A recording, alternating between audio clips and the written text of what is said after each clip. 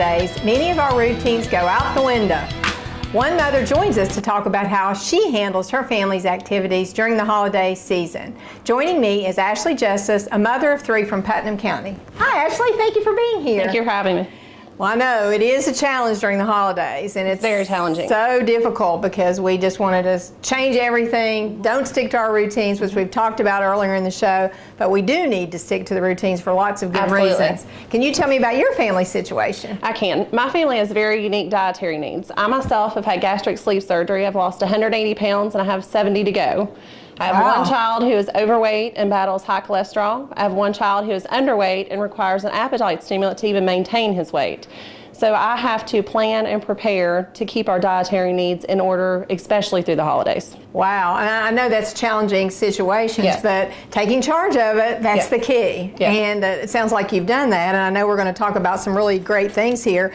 But how do you eat healthy? What is it that you do? How do you plan to make sure that there is healthy eating available for a family that has very diverse needs? The first thing I do is I keep a well-stocked pantry. I keep a lot of healthy alternatives in my home. I keep a bowl of fruit on the counter. I keep vegetables readily available to my children. And another thing I do is I set a whole section of my freezer aside and I freezer prep. So I might take a Sunday, 6 hours on a Sunday, and I might make 10 family healthy meals or individual portions of meals that I have there. So if we have a holiday event or school event, instead of going to fast food, I can pull those things out of the freezer and have them ready within minutes. Wow. Now, what made you think of that? I mean, that's a great idea. I think sometimes people don't think about, well, you know, if it's something quick and I have to hurry up and do it and take it to school, that there aren't alternatives. Right. Well, this freezer prep idea is great. Right, because it's so hard to find healthy alternatives while you're eating fast food. I just got tired of trying to navigate that system, so I decided I would find fast foods for myself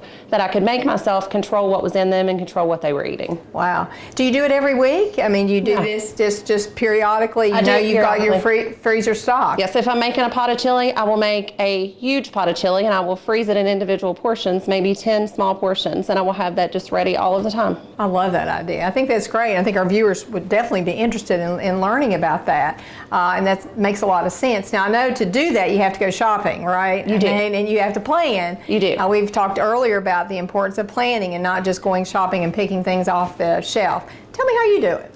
One thing that I do is I always look at my store ads when they come in the mail. I look through them and see what's on sale and what I can find that's nutritious, maybe even things that I can cook ahead and freeze. I try to have a plan for the week of what we want to eat. And then I always go to the produce section first and look for not only what's on sale, but what's in season. Because in season fruits and vegetables, of course, are going to taste better than out of season. And then from there, I will go to the meat department and find things to pair with that. And another thing I do is I always look at the labels, because you can pick things up, even on the front they might say they're whole grain, but you actually have to turn it over. You have to look and see, is it in fact whole grain? And this one is 100% Durham whole wheat flour, so I know that this is a safe alternative for my family.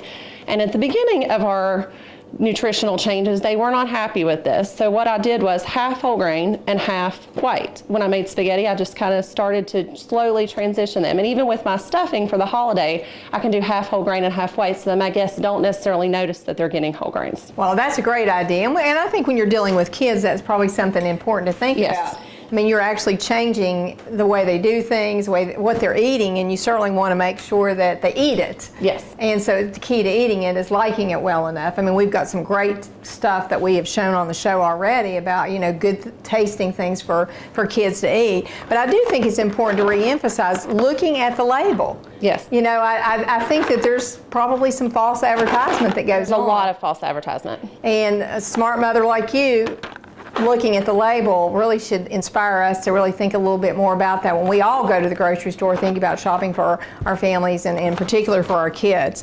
What do you think the biggest struggle is for, during the holiday season for your family? Our biggest struggle is traditions. I know that my holiday tables closely resemble that of my grandmother's holiday tables. So a lot of times it's hard for me to give up things that I associate with Christmas, like Christmas candy. For years, I have given out tins of Christmas candy and cupcakes to everybody I know.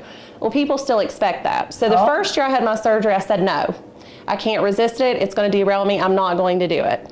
And then last year and this year, I've come to realize there are alternatives, like these high protein energy balls that I can make and have this, and as well as nuts and shells as an alternative to Christmas candy. So if somebody else wants to eat it, that's okay. But I have my healthy alternative for myself and my children. That's a great idea, and these look very yummy. I don't know if you all can see these, but I mean, just the idea that it looks like it's going to be really good to eat makes a big difference too, and it's doesn't sweet, it? so it mimics candy, even though it's not candy. That's great. Well, you've done a fantastic job. I admire all the work that you're doing to make sure your family stays healthy. Thanks for being on the show. Thank you very much. That's all the time we have for today's show. I want to thank Creative Kitchens in Kanawha City for welcoming us into this beautiful kitchen for our show. I also want to thank all of our guests, Dr. Jamie Jeffrey, Mandy Curry, and Ashley Justice. Remember, you can always follow us on Facebook, Twitter, and our website. I'm Karen Bowling.